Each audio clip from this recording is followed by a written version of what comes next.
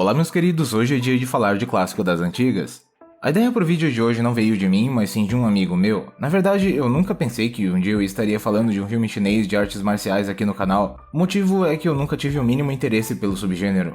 E pra quem viu o título e pensou que eu queria falar sobre um filme do Bruce Lee por causa da polêmica que rolou com o Tarantino, eu sinto de decepcionar. Eu vou deixar essa reflexão com youtubers racistas que mascaram seu ódio fazendo um discurso de representatividade. Bem, o filme em questão é um dos, se não o filme mais significativo desse subgênero, aquele com o Bruce John e o Lee Saxon. O último filme feito por Bruce Lee antes de substituírem ele por efeitos especiais do Chaves e sósias em cinebiografias cagadas. Mas antes de embarcar na review, eu gostaria de te pedir para me dar um like. Não custa nada e blá blá blá, só me dá a caceta do like e ninguém se machuca. Com vocês, Enter the Dragon. Também conhecido como Operação Dragão, também conhecido como 龙争虎斗。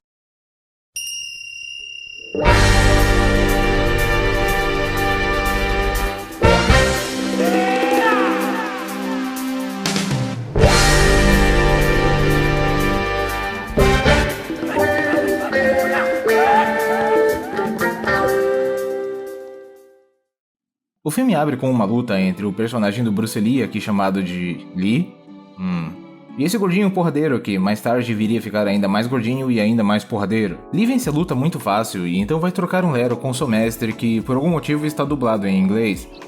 Teacher?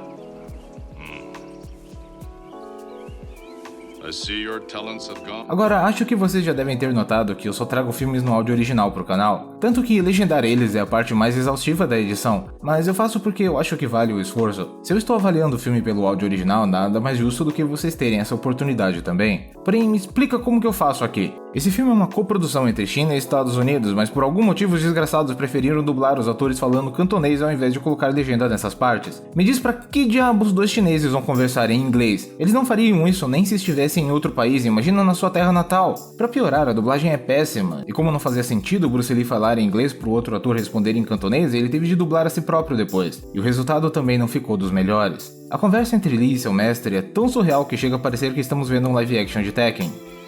I see your talents have gone beyond the mere physical level. Your skills are now at the point of spiritual insight. E com isso estabelecemos duas coisas. 1. Ele é fodão. 2. Ele vai quebrar muitos ossos dentro das próximas 1h30. Logo em seguida o mestre fala sobre um tal de Han, um antigo monge que traiu os preceitos do templo e agora vive por seu próprio prazer, usando conhecimento de forma errada, tipo Darth Vader, só que menos burro. I'm ashamed to tell you now. Among all the Shaolin men I have taught, there is one who has turned the ways of knowledge and strength to his own base ends. Não é estranho ele estar tendo essa conversa logo agora?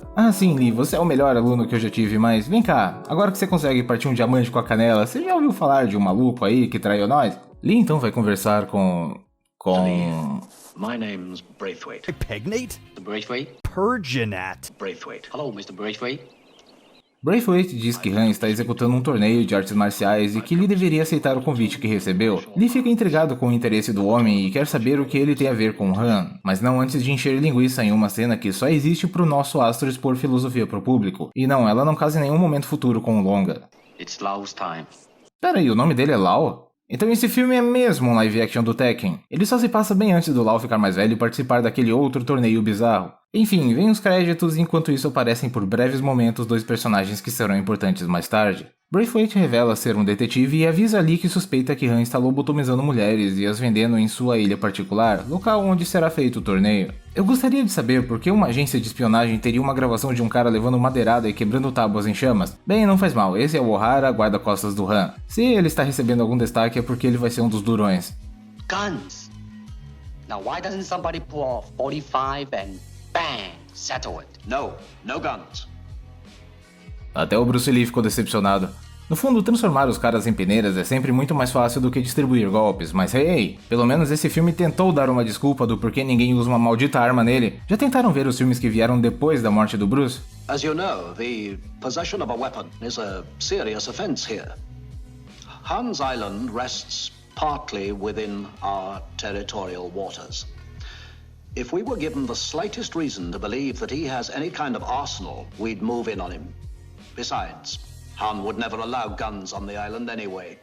He had a bad experience with them once, and he's fearful of assassination. O cara é tipo um cafetão supremo, mas tem aversão a armas? Bem, eu disse que o filme dava uma desculpa, não um motivo concreto. Na verdade, parando pra pensar, não é a falta de armas que eu estou estranhando, são as artes marciais. Quer dizer, se fosse um filme do 007, o que, aliás, esse aqui se parece em diversos aspectos, seria uma ilha cheia de caras com facas, canivetes e em algum momento uma espada ou lança pra coisa ficar exótica. Eu entendo que o Han é um ex-monge e confia no Kung Fu dele. No dele. Vai confiar isso aos guardas? É tipo você ser campeão olímpico de arco e flecha e formar uma gangue que só usa arco e flecha. É a gangue mais ineficiente do mundo, mas calma que eu não tô falando disso à toa. Só continua acompanhando comigo. Por fim, ele fala que Lee pode mandar uma mensagem pra eles usando uma antena de rádio que está em algum lugar da ilha e fala que uma mulher infiltrada chamada Mei Lin ainda não voltou. A forma como ele fala dela me faz pensar que só soltaram a pobre coitada lá e ficaram surpresos quando ela não voltou voando magicamente com todas as respostas que eles precisavam. Lee vai visitar esse cara que entrega do nada a história mais absurda do mundo. Lembra do tal O'Hara, o cara imune à paulada e inimigo número 1 das tábuas flamejantes? Pois é, parece que ele não é imune a facas. Mas isso não importa porque ele estava no povoado junto dos outros capangas de Han e decidiu amolar justamente a irmã de Lee. Mundo pequeno, não? Como estamos falando de um filme de ação chinês com artes marciais, é claro que a garota luta feito o Satanás e dá o maior baile nos caras. Mas aí ela fica encurralada e comete seppuku, com um caco de vidro que definitivamente não era grande o bastante para matar ela tão rápido. Lee agora tem um motivo a mais para cumprir a sua missão, vingar a sua irmã. Mesmo que isso vá contra todas as regras do templo, assim como todo aquele beabá que ele solta no começo do filme. Agora o filme vai apresentar de fato aqueles dois personagens que vimos nos créditos iniciais. Um deles é Hopper, interpretado por John Saxon. Ele é viciado em apostas e está devendo pra gente perigosa, o que o obriga a fugir para Hong Kong e participar do torneio. O que vai lhe garantir uma recompensa gorda se ganhar. Quer dizer, eu acho, desculpa... Eu não sei, na verdade, a única coisa que foi estabelecida até agora é que o Han promove o torneio. Talvez Hopper só tenha fugido para não ser morto mesmo. O próximo a ser apresentado é Williams, interpretado por Gene Kelly, e dono de um afro invejável. Ele simplesmente foi convidado para o torneio e está de partida para o aeroporto. O que eu gosto no flashback dele é que é mostrado ele todo arrumado e boa pinta, e ainda é abordado por dois policiais imbecis que decidem estragar a noite dele. Porém, bebendo um pouquinho da fonte dos filmes Blaxploitation que estavam iniciando naquela mesma década, Williams não é um cara qualquer e dá uma sova nos guardinhas. Aqui vemos que os dois se conhecem e que aparentemente lutaram no Vietnã. Mais tarde, rumo à ilha. What's your style? My style? You can call it the art of fighting without fighting. Show me some of it. Later.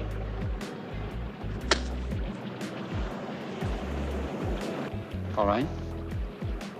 Don't you think we need more room? Where else? That island. On a beach. We can take this boat? Okay.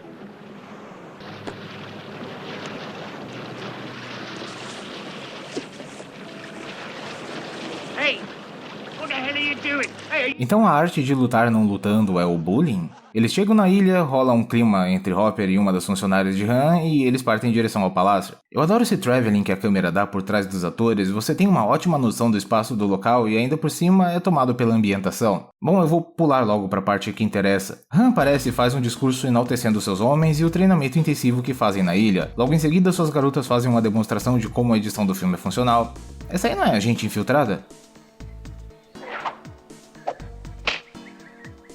Porra, mas isso é um superpoder, eu só tava brincando sobre ela voltar voando. Durante a noite, prostitutas pra todo mundo. Williams fica com várias, Lee pede a garota que tem super sopro e Hopper escolhe a loira que o encarou na praia. I want to talk to you, Mei Lin. Where do you come from? Braithwaite. Viram que ela interrompeu ele antes que ele falasse? E esse é o quanto a dublagem americana zoou esse filme. Pera, ela não tá sendo dublada. I know nothing of Han's act. Ah, Mei diz que as garotas somem e nunca mais voltam, e é meio que só isso mesmo. Why you know wear uniform?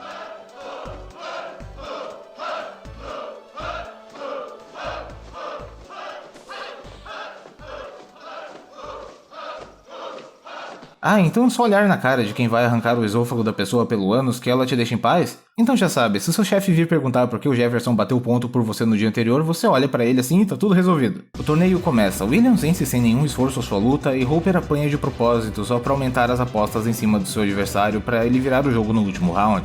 Eu só acho estranho que, na vez do Hopper, a câmera fica o tempo todo em close no ator, não nos deixando ver a ação direito em nenhum momento. Ela só dá essa afastadinha quando o Hopper vira a luta no final. É estranho, e se eu não tivesse visto o personagem lutar no começo do filme, eu diria que fizeram isso para disfarçar a inaptidão do ator. Aqui vemos que Hopper e a atendente estão se gostando mesmo. A propósito, rolam peitinhos nessa e na próxima cena. Eu vi e vocês não. Williams decide sair para passear mesmo sendo proibido. Coincidentemente, Lee também dá uma escapulida, encontra um alçapão e desce por uma corda até uma instalação secreta feita no subsolo. Eu disse que esse filme parecia muito com James Bond. Os guardas chegam, Lee é forçado a retornar, desmaia eles e escapa, mas não antes de ser avistado por Williams. It seems that one of you was not content last night with the hospitality. Who it was is not important. What is important is that my guards performed their duties incompetently. Pera um pouco, você deixa os caras desarmados numa ilha cheia de lutadores profissionais que você mesmo convidou e depois se surpreende quando eles apanham? Enfim, ele chama um maluco enorme chamado Bolo para dar cabo dos incompetentes e foi nesse momento que eu percebi o quanto esse filme me lembrava Mortal Kombat. Mais precisamente o filme dirigido pelo Paul W.S. Anderson, onde os personagens vão lutar numa ilha, se conhecem num barco e ficam hospedados no palácio de um tirano asiático que tem um capanga fortão que bota medo até nos funcionários. Chega a vez de Lee e O'Hara lutarem. Lee termina a luta não apenas sem tomar nenhum golpe, como também humilha e mata O'Hara no final dela. E eu pensando que o cara ia ser algum desafio. E é claro que eu vou falar sobre a expressão que o Bruce Lee faz nessa cena, afinal de contas ela é icônica pra diabos.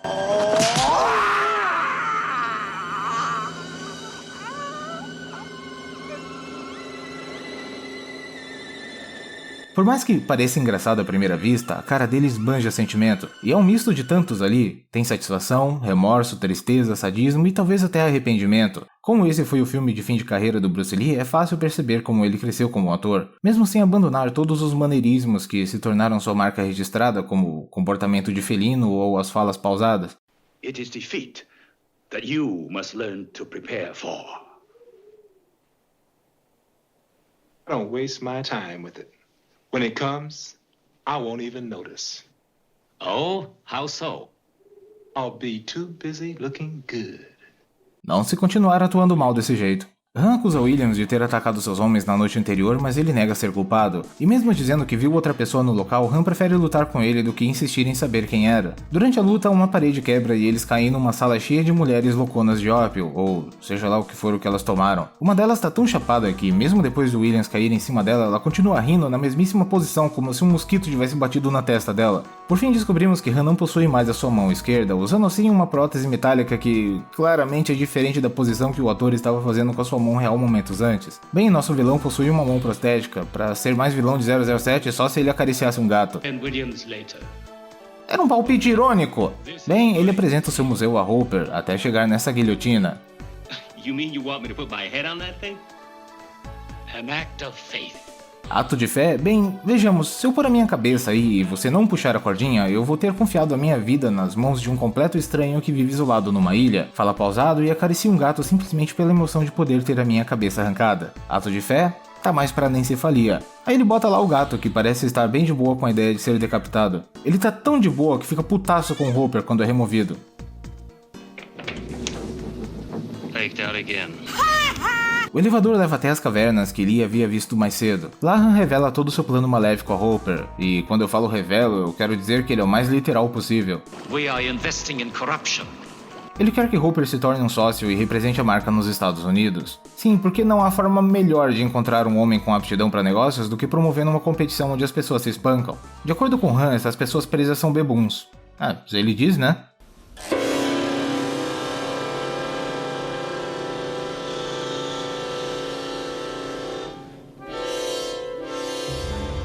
There were some questions which I was forced to ask. I got no answers. Talvez se você não tivesse partido pra cima dele logo depois de perguntar. Lee tenta voltar ao alçapão, mas descobre que a entrada está sendo guardada pela cobra mais obediente que eu já vi. Essa cobra é de tanta confiança que colocaram ela lá sabendo que ela não iria a lugar algum, mesmo que sentisse fome. Ela definitivamente não representaria perigo algum para ninguém na ilha, além da pessoa que removesse aquele vaso específico e topasse diretamente com ela. Porém, Lee não é um cara qualquer, ele já está cansado de lidar com esses répteis cheios de veneno e rancor. Ele então põe a cobra num saco, violando provavelmente umas 200 leis do PETA, e desce em direção às instalações. 17. Essas injeções devem fazer aquele mesmo efeito que as pílulas fazem em Akira. Eu adoro essa cena. Só vejam.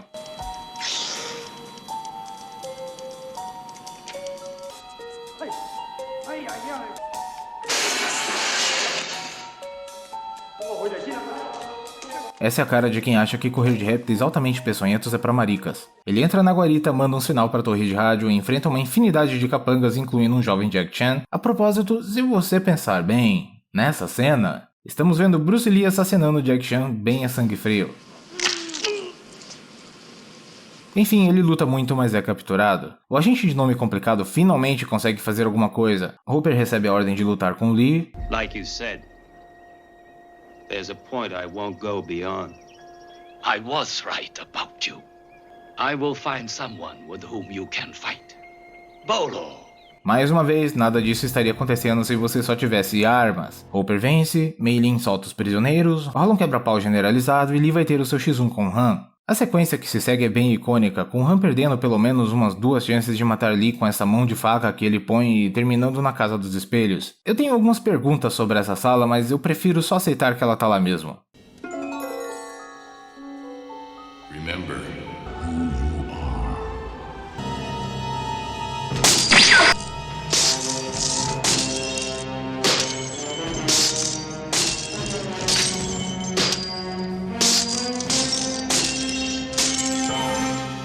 Lee vence empalando o velho desertor, as autoridades chegam, a namorada de Hopper infelizmente morre e o filme termina. Oh boy, surpreendentemente, não há muito o que falar sobre esse filme. Ele parece uma junção surpreendentemente harmoniosa de gêneros que culminou em um longa-metragem bem divertido. Embora eu não consiga me entreter muito com as lutas, eu entendo perfeitamente quem gosta e se amarra nesse subgênero. É brega, mas é justamente isso que dá o charme. Eu sei disso porque também adoro coisas bregas.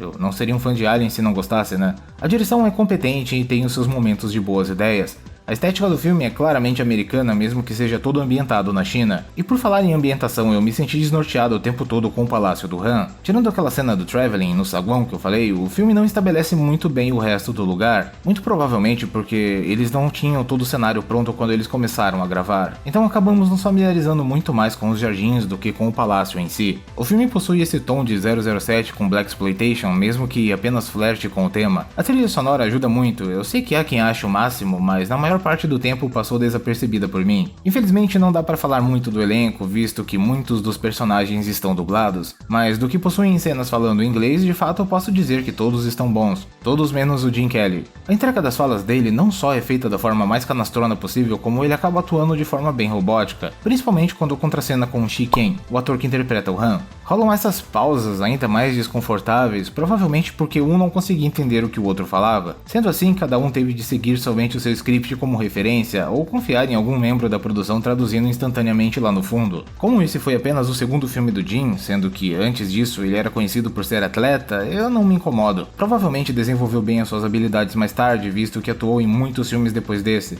Na década de 70, o cinema era uma coisa completamente diferente. Star Wars viria a surgir quase no final dessa época e mudaria para sempre a forma como se constrói e desenvolve personagens. E mesmo assim, o Luke é um dos protagonistas mais vazios que eu já vi. Não dá para exigir muito do que veio antes disso. Então seria perda de tempo dizer que eu esperava algum desenvolvimento do personagem do Bruce Lee, ou que o filme passasse alguma mensagem importante. Você pode tirar algo importante de alguns ditados ou frases dos personagens ao longo dele, mas a obra por si só não comunica nada. Sobre o Bruce Lee, eu me sinto mal quando penso no quão jovem ele morreu. Eu queria muito ver como ele teria se adaptado ao cinema contemporâneo, com personagens mais bem escritos e mais possibilidades graças à expansão tecnológica. Ele claramente gostava de atuar, gostava de ser uma celebridade, gostava que as pessoas gostassem dele. Ego, arrogância, marca registrada, quem liga? O legado que uma pessoa deixa é sempre maior do que ela mesma. Se o Bruce é lembrado até hoje, é porque ele marcou todas as gerações até aqui. É porque as ideias dele passaram a viver através das pessoas que se encantaram por ele. Ele se foi, mas o seu trabalho ficou. E tudo de bom e ruim que veio depois disso está além dele. está no coletivo.